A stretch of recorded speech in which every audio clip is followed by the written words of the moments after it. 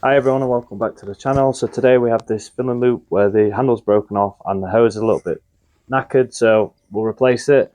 As you can see, there's no built-in filling loop for the smart guys in the comments.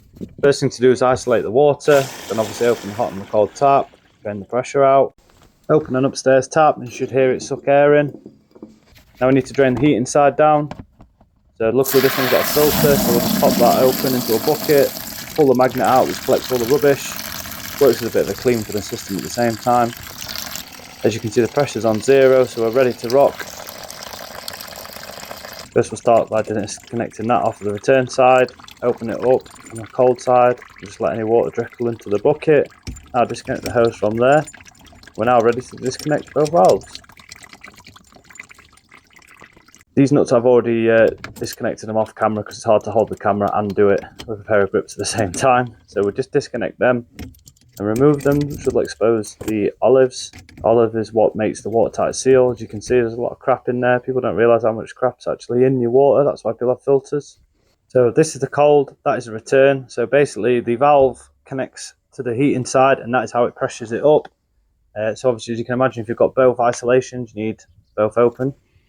So now we'll disconnect the olives using a special Momentum Tools olive cutter. So make sure you have that on nice and square. As you can see, it's a little cut in the olive, which makes it easy to remove, which means you can get the nut off. I always replace olives. I don't like reusing them, especially when it's that easy to remove them. Come on guys, just being lazy. So this is the new fill and loop from Toolstation.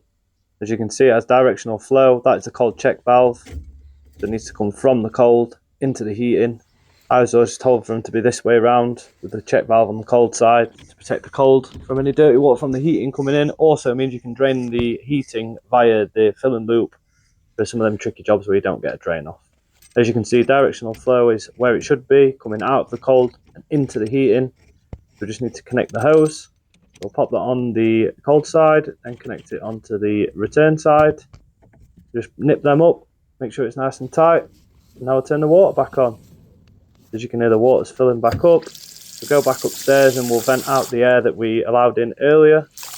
Just be careful because when it spits it can give you an old tidal wave and soak you, make you look like you wet yourself. So we'll have a quick look, make sure there's no leaks, quick finger test. You can see, sound as a pound, so slowly open it up. As we're opening it up, just be very thorough and check. Now you can hear the heating's filling up. So as we stop, you can hear the hissing sound, which is the automatic air vent in the boiler, which is just getting rid of any air that's in the system. So we'll fill that up, check for leaks, run the radiators and make sure that they get hot. And that's it guys, you know the drill. Like, share, comment. We'll see you on the next one.